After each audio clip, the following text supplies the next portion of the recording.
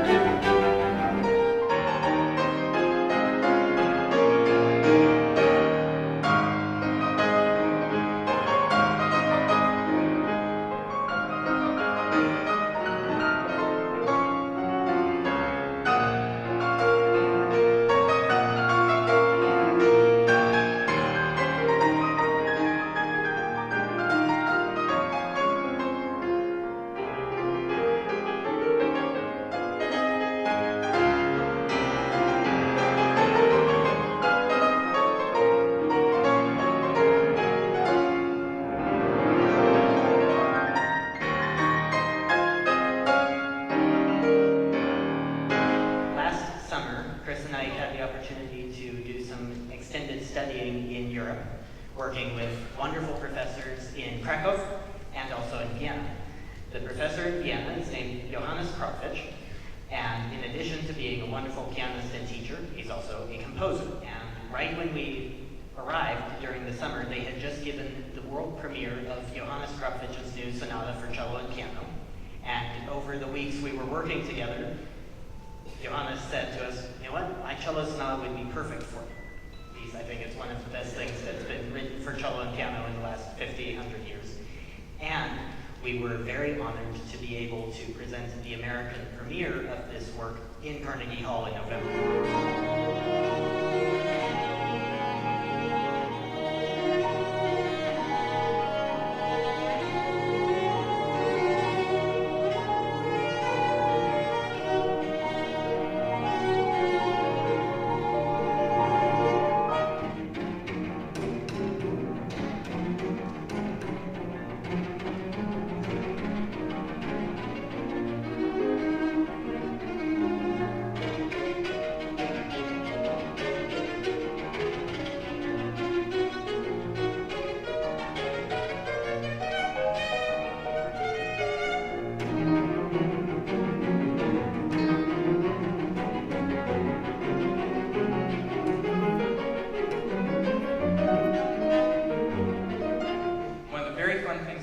The first time we went to Europe was Johnny and I performed for 3 days, over 12 hours at the Beethoven Cafe in Munich.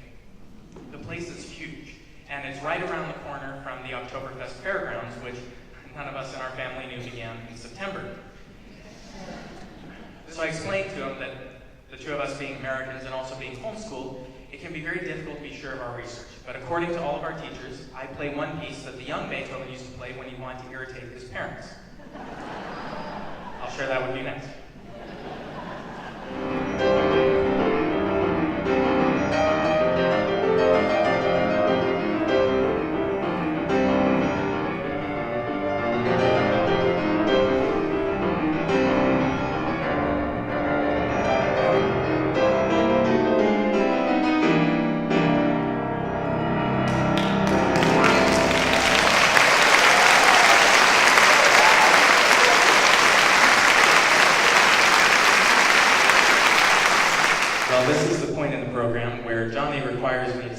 actually do know Beethoven did not play boogie woogie. It is most people associate the origins of boogie woogie with the swing era, the 1930s, people like Louis Armstrong, Duke Ellington, like that. But it actually got its start 100 years earlier in the 1830s. It was an attempt by African slaves using mostly drumming techniques to describe what it was like to hear the first trains coming through the quiet agrarian South. So you get sounds that represent the engine, and the whistle, and other things like that represented all through the music. And of course, trains were such a symbol of freedom at that time for Americans. So right as Chopin and Liszt were writing what they were in Paris, boogie woogie was getting its start in the American South.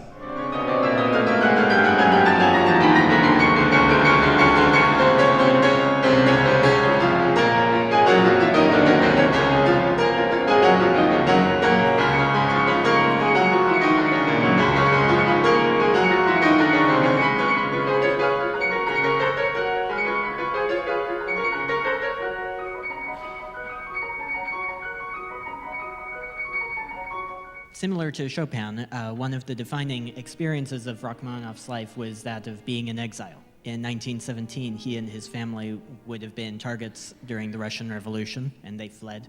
They actually fled to Finland on a sled.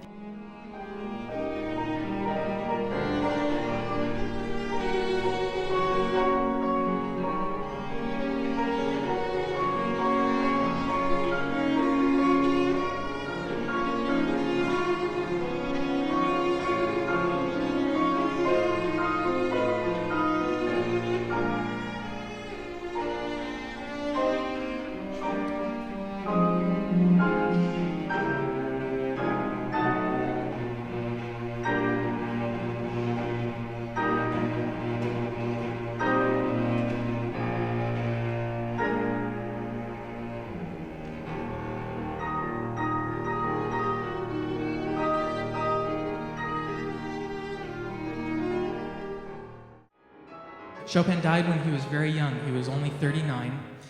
He had to flee Poland when he was about 18 years old. Poland was overrun by Russians and Prussians and Austrians, didn't exist as an independent nation for 123 years, including the entirety of Chopin's life. But it did exist as a culture and as a heritage, and Chopin is one of the ones who's greatly credited with keeping it alive in his music. He's an amazing storyteller. In so many ways, Poles recognize themselves and their history in his music.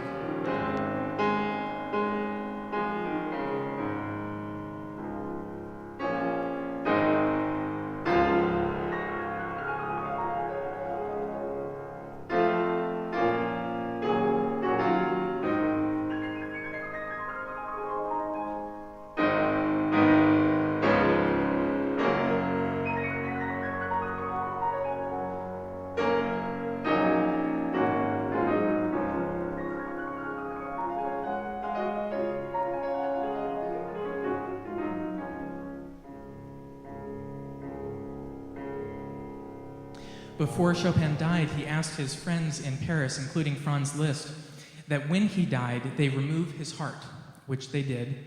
They preserved it in a crystal urn in some kind of alcohol, they think brandy, and his older sister Ludwika took it back to Poland, where it is still interred in a huge column of the Holy Cross Church in Warsaw, under an inscription from Matthew 6:21, "Where your treasure is, there will be your heart also." And it was Chopin's way of saying that his treasure was his relationship with God and with Poland.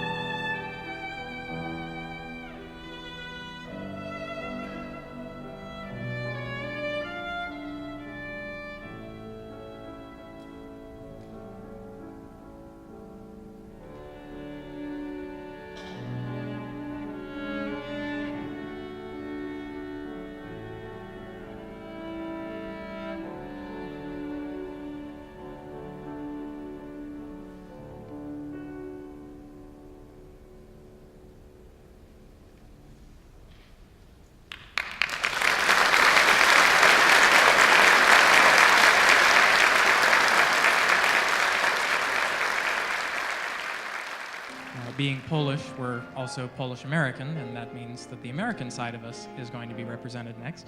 The reason Johnny and I started to play music was actually that we met the two ragtime piano players at the end of Main Street at Coca-Cola Corner in Disneyland. Which, when we tell our classical music friends that our earliest roots are in ragtime, they look at us and say it's like you're raised by wolves. But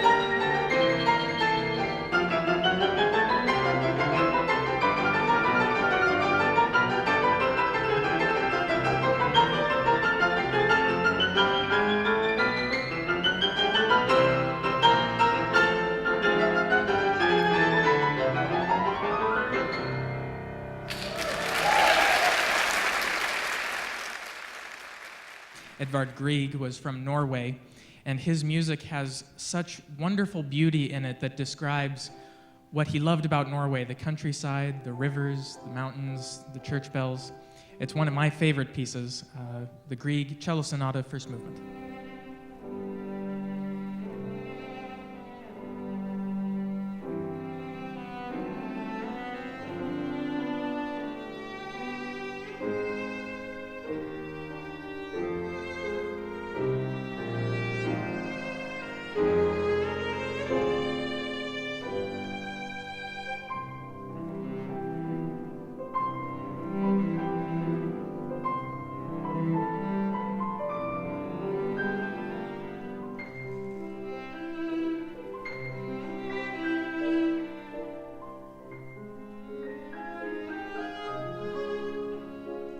Ravel wrote it just a couple of years after the conclusion of the First World War, around 1919, 1920. Ravel actually had a very personal experience of the First World War. During the siege of Verdun, the Verdun front, Ravel actually drove a truck, sometimes delivering supplies to the front, sometimes as an ambulance driver, but he was close enough, he was under fire. This was a very formative experience for him.